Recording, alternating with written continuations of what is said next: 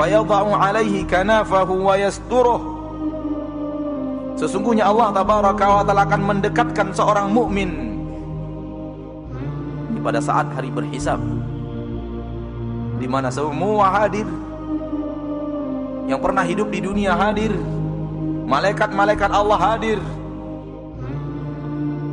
Wa jaa'a rabbuka wal malaku saffan saffa, dan Rabbmu datang, malaikat sudah berbaris-baris. Pada hari itu dipanggil satu persatu, satu persatu dipanggil menghadap Allah. Ini dia makna menghadap Allah,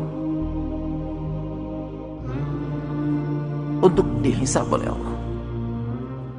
Nabi mengatakan innallaha yudnil mu'min, Allah mendekatkan orang mukmin, wa yadha'u 'alaihi kanafah, dan meletakkan penutupnya, tirai pembatas, yasturuhu, yang akan menutup mukmin itu, sehingga hanya ada dia dan Rabbnya. Apa yang Allah katakan kepada mukmin, penduduk mahsyar tidak ada yang tahu. Apa jawaban mukmin kepada Allah, penduduk mahsyar tidak ada yang tahu, karena Allah telah menurunkan kanafa, menurunkan penutupnya. Apa maknanya di sini yang bisa kita ambil? Yang makna yang kita ambil di sini hanya kita dan Allah. Maka latihanlah untuk hanya antum dan Allah, hanya antum dan Allah. Latihan untuk mencari waktu untuk beribadah yang ada hanya antum dan Allah. Rajinlah sembunyikan amal saleh. Rajinlah sholat tahajud di malam hari, karena ketika antum tahajud hanya ada antum dan Allah, di mana semua manusia tidak tahu apa yang antum kerjakan. Rajin baca Al-Quran di kesendirian. Semangat membaca Al-Quran ketika sendiri. Ketika antum sendiri hanya antum dan Allah. Ada saatnya nanti di akhirat hanya antum dan Allah. Maka latihan di dunia, saudaraku.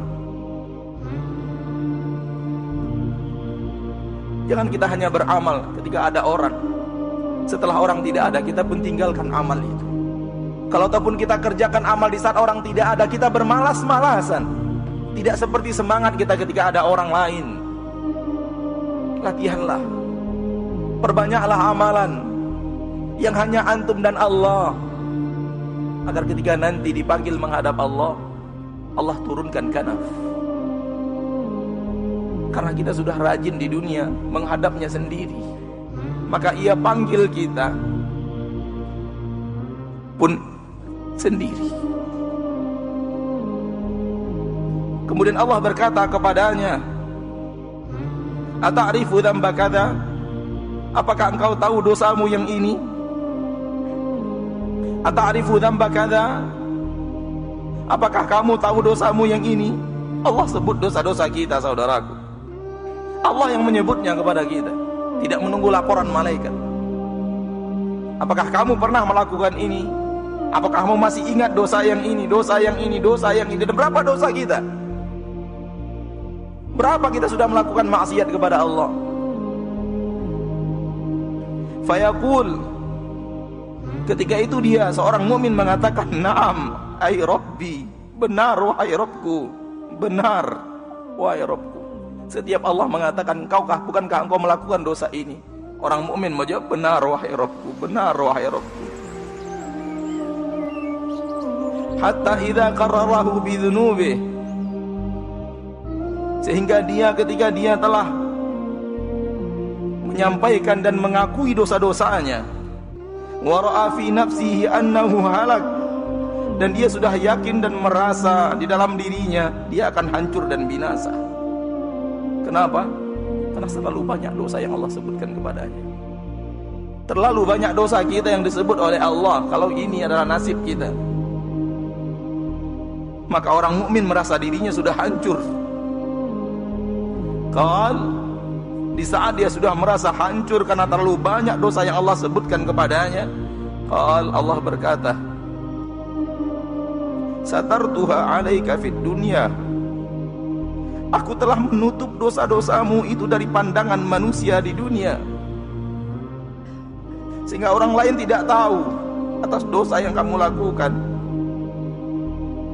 Satartuha 'alaika fid dunya, aku tutup dosamu itu di dunia.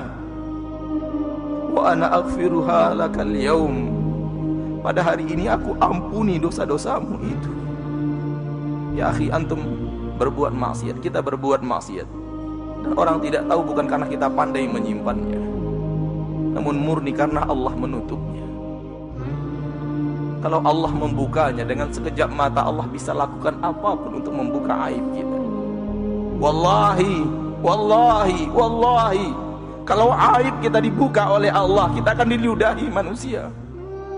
Begitulah kita dengan dosa kita yang terlalu banyak. Demi Allah, tidak akan ada orang yang menghargai kita kalau orang tahu apa yang kita lakukan. Namun Allah pengasih dan penyayang, yang menyayangi kita dengan menutup aib-aib kita. Maka jangan pernah merasa menjadi manusia suci. Jujurlah kepada diri antum dan jujurlah kepada Allah apa yang telah antum lakukan. Jujur kepada diri sendiri apa yang telah kita lakukan.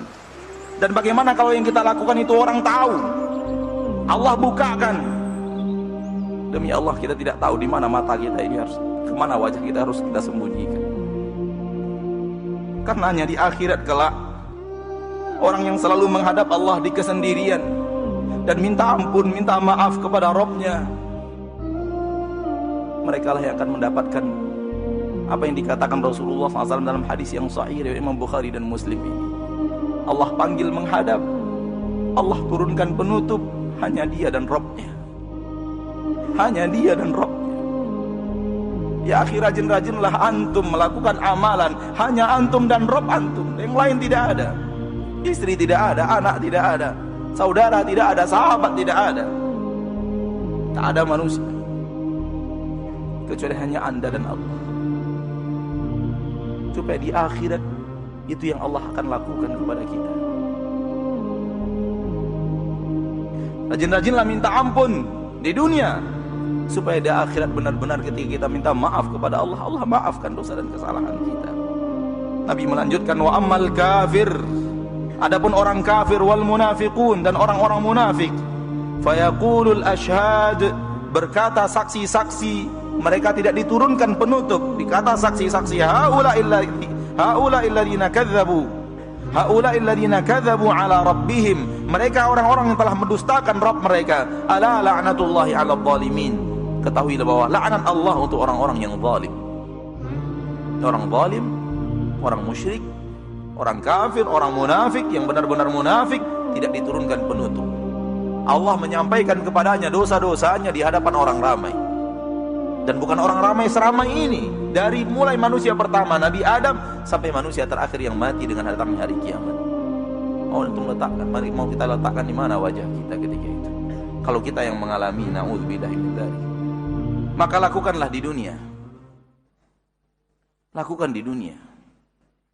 Sebelum saatnya kita ingin melakukan, namun tidak ada kesempatan untuk melakukan.